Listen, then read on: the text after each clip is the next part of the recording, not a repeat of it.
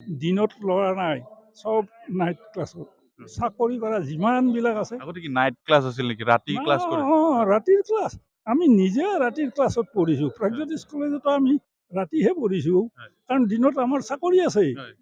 কিছুমান মানুহে ইয়াৰ পৰা কিছুমান বাধা আহিছিল নেকি? কেনেকুৱা নিশ্চয় বাধা বাধা আপুনি আছিল। যদি কৈ দিয়ে? প্ৰথম বাধা হ'ল সেইটো যে সেই মাটিখিনি আমাৰ প্ৰাক্তন মন্ত্ৰী যতীন মালিয়ে সি তাতে এখন হৰেণপাৰা বুলি গাঁও পাতি দি মানুহবিলাকক দিছিল, পাত্তা দিছিল বহে দিছিল, পাত্তা দিয়া নাই।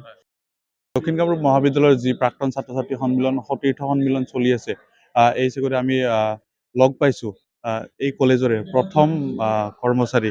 ছাৰ, আপোনাক স্বাগতম জনাইছোঁ। ধন্যবাদ। ছাৰ, ইয়াতে কিমান চনৰ পৰা আপুনি? মই এই কলেজত যোগদান কৰিলোঁ, এতিয়াই ক'লোঁ 1965 চনৰ তাৰিখে 1 নৱেম্বৰ তাৰিখে। তেতিয়া কলেজ ডেফিচিটো হোৱা নাই, কিয় ৰিকগনাইজ হোৱা নাই, প্ৰাইভেট আছিল। তেতিয়া এই কলেজৰ বিল্ডিঙো হোৱা নাই, হোষ্টেলৰ বিল্ডিঙো হোৱা নাই। আমি ক্লাছ কৰিছিলোঁ RB হায়াৰ ছেকেণ্ডাৰীত। তেতিয়া প্ৰথম 61 চনত এই মহাবিদ্যালয়খন স্থাপন হয়। 61 চনৰ তাৰিখে প্ৰতিষ্ঠা হৈছে, 21 নৱেম্বৰত।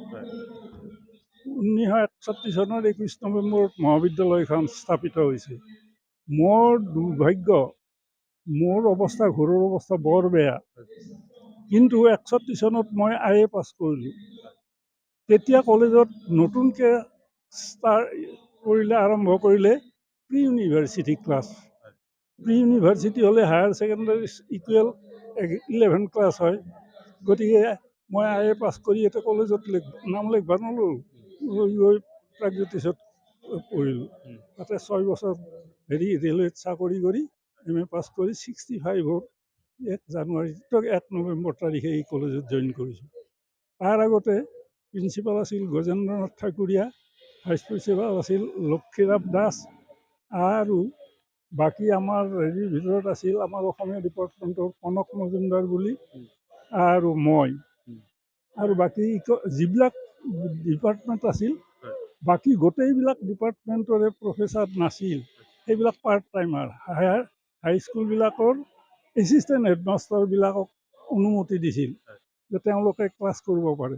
গতিকে সেইধৰণে এই অঞ্চলৰ এছিষ্টেণ্ট হেডমাষ্টাৰ একেবাৰে ওপৰহালিৰ পৰা, তিনিআলিৰ পৰা, আজাৰাৰ পৰা, এই গোটেইবিলাকৰে এছিষ্টেণ্ট হেডমাষ্টাৰবিলাকে ইয়াত পাৰ্ট টাইম কৰিছিল। সেইটো আছিলে ৰাতিৰ ক্লাছ। তাৰপিছতে 66 চনত হোষ্টেললৈ আহিল কলেজ। 1966ত RBৰ পৰা হোষ্টেললৈকে আহিছিলে। আহিল। তেতিয়া RBৰ পৰা হোষ্টেললৈ আহিল। তেতিয়া আৰু হোষ্টেলটোৰ বিল্ডিং হৈছে, ৰুম হোৱা নাই, তৰ্জাৰ বেৰা দিছিল। তাতে এটা ৰুমতে প্ৰিন্সিপাল, ভাইচ প্ৰিন্সিপাল আৰু বাকীকেইটা আমি একেলগে বহি যাম আৰু কৰোঁ। এই ধৰণে থাকিলোঁ। থাকিতো আৰু 72 চনত এই বিল্ডিংটো, সেইটো বিল্ডিং, প্ৰথম যিটো বিল্ডিং আছে দক্ষিণ কামৰূপ মহাবিদ্যালয় প্ৰথম বিল্ডিংটো 1972 চনত হৈছিল। বান্ধিছে এই গজেন কলিতা বুলি উদুমপুৰৰ, তেওঁ ডাঙৰ ঠিকাদাৰ আছিল। 3 লাখ টকাত সেই বিল্ডিংটো বান্ধিছিল। কিন্তু আচৰিত কথা, সেইডোখৰ আছিল বিৰাট খাল। মানে ইয়াতে কুঁৱাৰী আছিল, মাটি খানি খানি খানি খানি খানি এক বুক হৈছিল। সেই গাঁটাবিলাক মাৰি মাৰি মাটিৰ পৰা লেভেলত বহুত ওপৰত কৰি তাতে বিল্ডিং বান্ধিলে। তাতে আহিলেও আমাৰ তেতিয়া ল'ৰাৰ সংখ্যা বহুত বেছি। দিনত ল'ৰা নাই, চব নাইট ক্লাছত। চাকৰি কৰা যিমানবিলাক আছে। আগতে কি নাইট ক্লাছ আছিল নেকি? ৰাতি ক্লাছ কৰে? ৰাতিৰ ক্লাছ। আমি নিজে ৰাতিৰ ক্লাছত পঢ়িছোঁ। প্ৰাগজ্যোতিষ কলেজতো আমি ৰাতিহে পঢ়িছোঁ, কাৰণ দিনত আমাৰ চাকৰি আছে। ৰেলত মই চাকৰি কৰিছোঁ। তাৰপিছত নাইট কলেজত, প্ৰাগজ্যোতিষ কলেজত পঢ়ি BA পাছ কৰিলোঁ। তাৰপৰা 65ত ইউনিভাৰ্চিটিত আহি MA পাছ কৰিলোঁ। তাৰপৰা MA পাছ কৰিয়ে মই ইয়াতে কলেজত জইন কৰিছোঁ। তেতিয়া দিনৰ যি দক্ষিণ কামৰূপ মহাবিদ্যালয় আৰু আজিৰ দিনৰ যি অট্টালিকা, বহুত ডাঙৰ ডাঙৰ অট্টালিকা হৈছে, কেনেকুৱা লাগিছে আপোনাৰ? এতিয়া অনুভৱটো আৰু মোৰ একেবাৰে বিশাল অনুভৱ। একেবাৰে মোৰ যেন জীৱনৰ এটা ডাঙৰ কাম এটা সমাধান হৈছে। ইয়াতে মই ডেভেলপমেণ্টৰ কাম বহুত কৰিছোঁ। প্ৰথম কথা হ'ল আমাৰ যিখিনি মাটি ইয়াতে 24 বিঘা 2 কথা 18 লচা মাটি আছে হয়। আছিল হয়।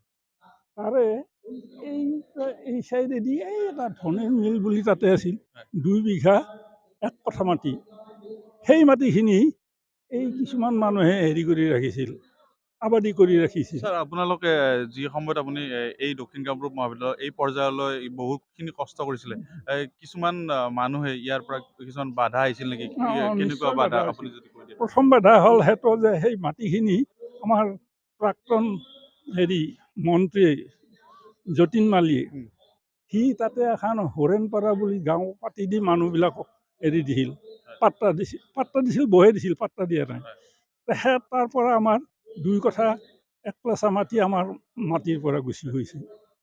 দ্বিতীয় হ'ল এই প্লটটো যিটো ইয়াত কলেজ গৈছে এইটো আচলতে মিউনিচিপাল কৰ্পৰেশ্যনৰ তেতিয়াৰ দিনত এখনতে এইখিনি আছিল হেৰি মাৰ্কেট প্লেচ ইয়াত ছেক্টৰ আছিল 32টা ছেক্টৰ আছিল ছেক্টৰে মাটিবিলাক এলট কৰি দিছে দিলি যেতিয়া কলেজৰ নামত এইখিনি মাটি দান কৰিলে চৰকাৰে দিলে তেতিয়া এই সমূহৰ যিটো বীণাপানী প্ৰেছ নে কি প্ৰেছ যে আছে সেইটো আছিল ধৰ্মেশ্বৰ চেয়াৰমেনৰ ভতিজাৰ হেৰি সিখিনি মাটিটো হেৰি কৰিব নেদে তেওঁলোকে ঘৰ বান্ধিছিল আচলতে সেইটো আমাক কলেজৰ হেৰি প্লটৰ মাটি আৰু সেইটো হেৰি কৰিব লাগে আমাক এৰি দিব লাগে নাই সি নেদে তাৰ কাৰণে কত যুদ্ধ গেছি মাৰামাৰিও গেছি আৰু কিন্তু স্যাৰ সেই মাৰামাৰীৰ পিছতে আজি এই পৰ্যায়ত দক্ষিণ কামৰূপ মহাবিদ্যালয় সেইটো